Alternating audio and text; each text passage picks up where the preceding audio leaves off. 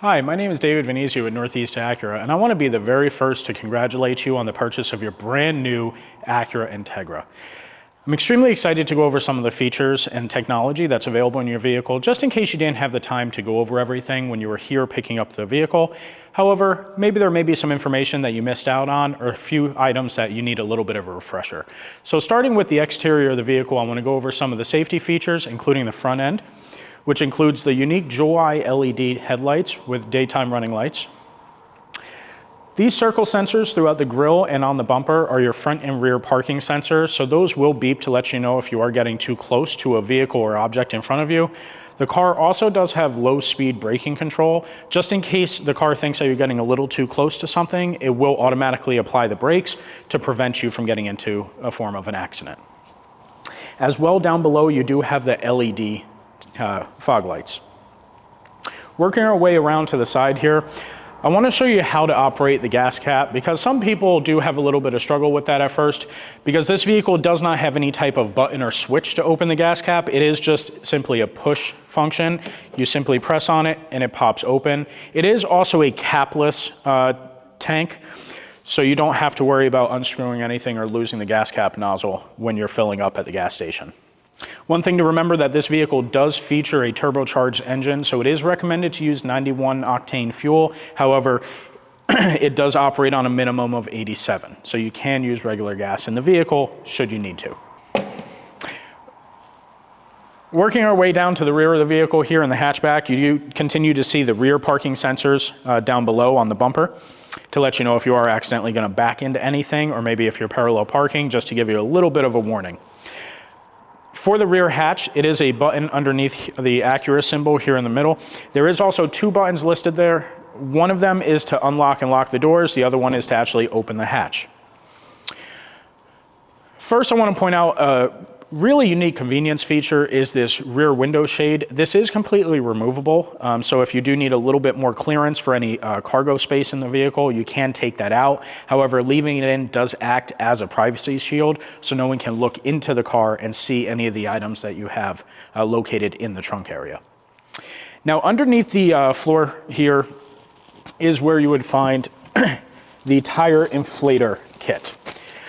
Just in case you ever find yourself stranded on the side of the road and need roadside assistance due to a flat tire, this will operate similar to Fix-A-Flat. This will be filled with a sealant that will automatically fill and seal the tire for you, allowing you to get back on the road quickly and safely.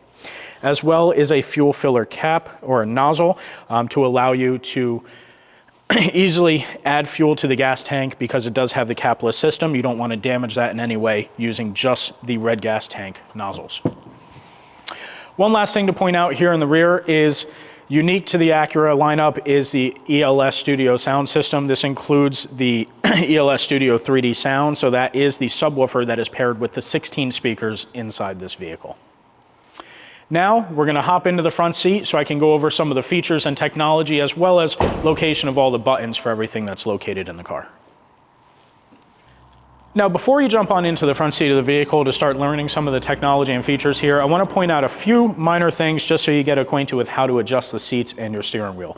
So here on the side of the seats, you can see the different power adjustable controls, including for the bottom of the seat, the back of the seat, as well as the circular button, which controls your lumbar support. As well as underneath the steering wheel is this paddle located right here that you simply pull down and you can adjust the telescoping steering wheel to your comfort level. Now go ahead and have a seat and we'll go over some of the rest of the tech that's in the car for you. Now, starting with here on the driver's door, you can see some of the buttons located here against the door handle, which operates your memory function seats. So that will pair to your key fob. On the back of your key fob, you will see either a number 1 or 2, which you can set with your memory function. So to simply set your memory seats, you would hit the set button on the bottom, and then the lights will flash and you can press either 1 or 2 to program. Down below, you can see your mirror controls with the left and right slider. That's how you would adjust either the driver or passenger side mirror. Now, one thing to keep in mind, if you keep that toggle switch positioned either to the driver or passenger side, when you put the car in reverse, that mirror will tilt down. If you do not like the tilt feature of the mirrors, then keep that toggle switch in the center position. Underneath that is the circular button that will allow you to individually control and operate the mirrors to adjust them. Further down, you have your door lock and unlock control buttons, followed by a window lock feature to prevent passengers from opening up the windows, such as children that you may have in the back seats. Followed with your traditional window controls. Both the driver and passenger front seat windows do have an auto function, so it's a simple one-touch control to automatically open or close the windows in its entirety. Starting with the left-hand side of the steering wheel, you will notice both the headlight controls as well as the wiper controls. Now, both the headlights and wipers both have the auto function, so that'll automatically turn on your headlights or high beams, depending on your nighttime conditions, as well as with the rain-sensing wipers. If you leave it in the auto position, it will automatically turn on the wipers. Working our way across the steering wheel, on the left-hand side is going to be all of your volume and media controls, as well as the push-to-talk button to control either your Apple or Android phone. On the right-hand side of the steering wheel is going to be all of your adaptive cruise control buttons to both activate and deactivate your cruise control, to resume or set the speed limit that you want the cruise control to operate at, as well as your lane keep assist and your follow distance for the adaptive cruise. Behind the steering wheel, you will have both the paddle shifters in case you want to put the vehicle into sequential mode and manually change the gears. Working our way down the center of the vehicle here, we have your infotainment system, which has physical buttons for both your home screen and a back button. You do have a volume control knob for your audio system, as well as a quick track selection to go forward and backwards through your audio. The rest of the screen operates on a touchscreen function, including all of your built-in apps, such as your Bluetooth phone control, Sirius XM, and your Apple CarPlay and Android Auto. You will notice occasionally that you will see an orange icon on the top of the screen. That button, when you press on it, will show you when your vehicle needs a system update that you can do over the air, or to show you whether or not your vehicle is currently in a connected status.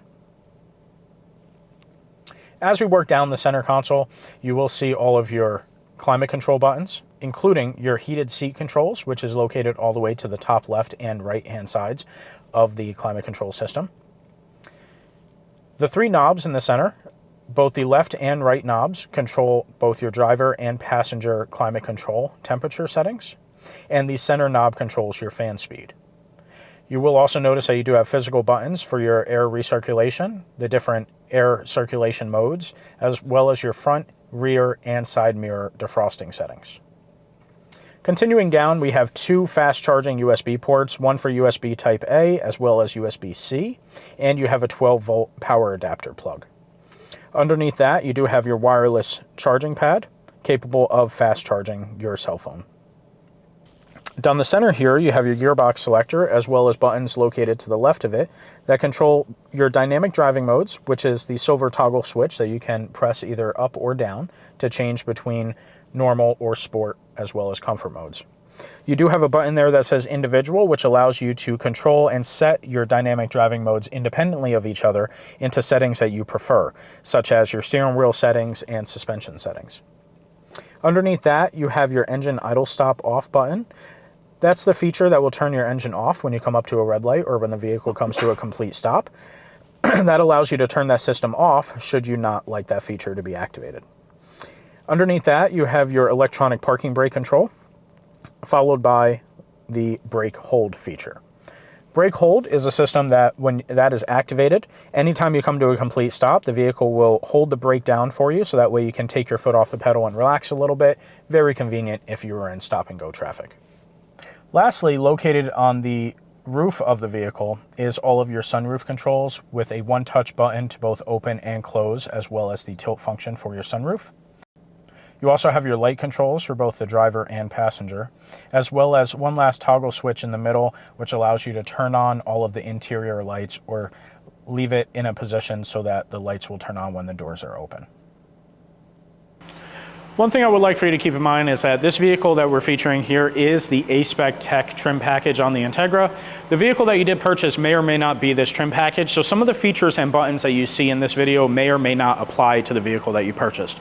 Nonetheless, I want to congratulate you on your new purchase. And if you ever need any assistance with that vehicle, remember that you can come on in at any time, speak to any of our product specialists or someone in service, and be more than happy to go over all of these features live and in person with you at any time.